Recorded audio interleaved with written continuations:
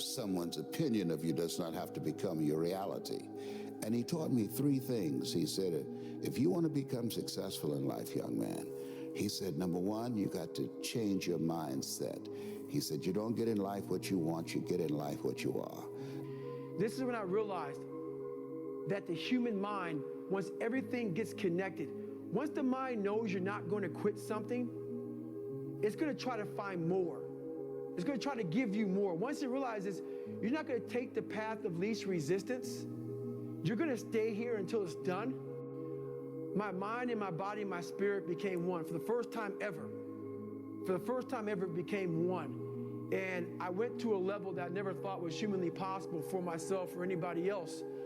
Well, if regrets are inevitable, if they're going to happen no matter what, an easy way to look at a decision is, rather than which do I want to do, which regret could I live with? My name is 𝐘𝐨𝐮 𝐕𝐬. I'm 17 years old. I wasn't invited to parties or friendly gatherings on the weekend. So on Fridays and Saturdays, I would go to my rec room with my basketball and basically dribble myself to sleep. And I think that was the best thing that could have ever happened to me, because during those lonely hours in the rec room, I discovered the hunger, the motivation, and the desire to be the best possible basketball player that I could be. When your mind knows it's not going to quit, your body will adapt to whatever is in front of it. I ended up running 20 more miles. I did 101 miles in 19 hours and 6 minutes. And that one day changed, that 19 hours. It wasn't SEAL training, it wasn't Ranger School, it wasn't Delta Force, it wasn't any of that crap I went through. It was this 19 hours and 6 minutes that forever changed my life, to know that we as human beings are capable of anything. And we don't need any special kind of parents or tools to get there. So I end you with this. Don't stop when you're tired, stop when you're done. Thank you very much. Never, ever give up. Don't give up. Don't allow it to happen. If there's a concrete wall in front of you, go through it, go over it, go around it, but get to the other side of that wall. And how you get to that point in life, what I figured out, it's so noisy right now. This world is so noisy. We all walk around with these phones, computers. The world is so fast. We're not able to think. The most powerful weapon in the world, we walk around with it. It's our mind, it's our brain. You have to be able to go into a very dark place in your mind and figure who you are. Go back to what you want to do, what's your purpose. We can't figure our purpose out, or why we're here, or why we're even born, or whatever, because it's so loud in our mind. We don't have any quiet time with ourselves to sit back and say, what do I really want? There's so many different dialogues in our head that we can't think. So my biggest thing is, you have to be alone in a very dark place in your mind to think about what is important to you.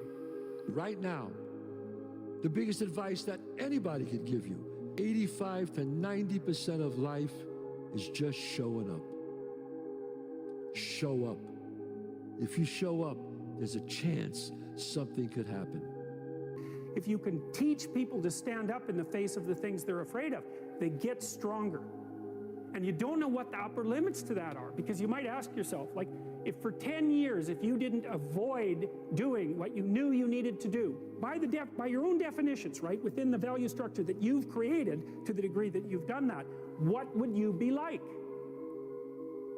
Well, there are remarkable people who come into the world from time to time, and there are people who do find out over decades-long periods what they could be like if they were who they were, if they spoke their being forward. And they get stronger and stronger and stronger, and we don't know the limits to that. We do not know the limits to that. And so you could say, well, in part, perhaps the reason that you're suffering unbearably can be left at your feet, because you're not everything you could be, and you know it. If you can be in a bad mood for no reason, you might as well be in a good mood for no reason. If it's not going to change your life, it shouldn't change your mood. If the cost is peace of mind, don't buy it. Yeah, if you can be in a bad mood for no reason, then you can be in a good mood for no reason. Which means that if you can do something that's amazing and still have a shit day, it means you can do something that sucks and have a good day. Which means the entire excuse around, I don't want to do all these hard things because as a proxy, it makes my mood sad, is ridiculous, because it means that we are ultimately in control of how we want to perceive the work that we do. And so I think that is ultimately the most freeing thing that you can do in terms of how you can equip yourself to get through those harder periods. You were born to do something great with your life in big ways and small ways. Just like that person who helped my dad, they thought that was a small thing. It may not be on Instagram, it may not get 20 million likes or views, but you were born to do something great. I'm gonna say that to you again. You were born to do something great with your life. You are not average and ordinary. And the third thing is this: there's a power to doing one more. And if you'll do one more, your one decision, one relationship, one meeting, one encounter, one thought, one podcast interview, one book away from a completely different life. You don't lack vision, you lack depth perception. You think you're further than you are, and you keep keeping it in that distance because you think it's so far away. Did you read this quote? I have not yet. This is the quote that I've lived my whole life out, because you might as well be dead. Seriously, if you always put limits on what you can do, physical or anything else, it'll spread over into the rest of your life. There are no limits, there are only plateaus. A man must constantly exceed his level. You want to get up every day and try to be better than you were yesterday in business and life and everything. Oftentimes, if it doesn't go our way, we don't see it as a blessing, right? If something happens, an experience, if it doesn't go the way we want it to go, oftentimes we don't consider that to be a blessing. But some of the greatest blessings in our lives are things that didn't turn out or work out the way that we wanted it to. And so if we can put our perspective and our perception in such a place that when it doesn't go our way, because we know what to do when it goes our way, but when it doesn't go our way, not only what is the lesson in it, like what's the blessing in it? The way I look at it within myself, why not? Why can't I be the MVP of the league? Why can't I be the best player in the league? I don't see why. Why can't I do that? But the game is to be better.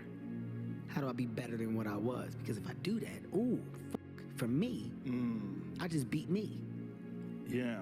This ain't about nobody else. I don't give a fuck about nobody else. I just beat me. If I can keep beating myself, if I can keep doing that, then that means that I'm in a battle with the only person that fucking makes sense. I'm in a battle with the only person that I really want to beat, and that's me. You visualize where you want to be and what you want to accomplish, and you kind of get lost in the process of day-to-day, grinding it out and working, pulling on ours if you have to.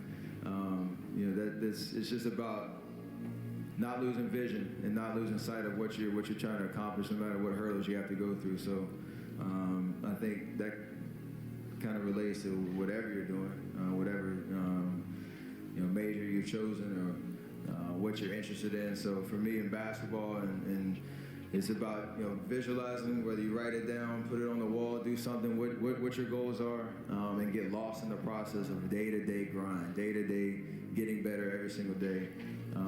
Asking questions, aligning yourself with people that have been through it before, that are experienced, and leaning on that advice, and just trying to outwork the next person, and that's the biggest thing.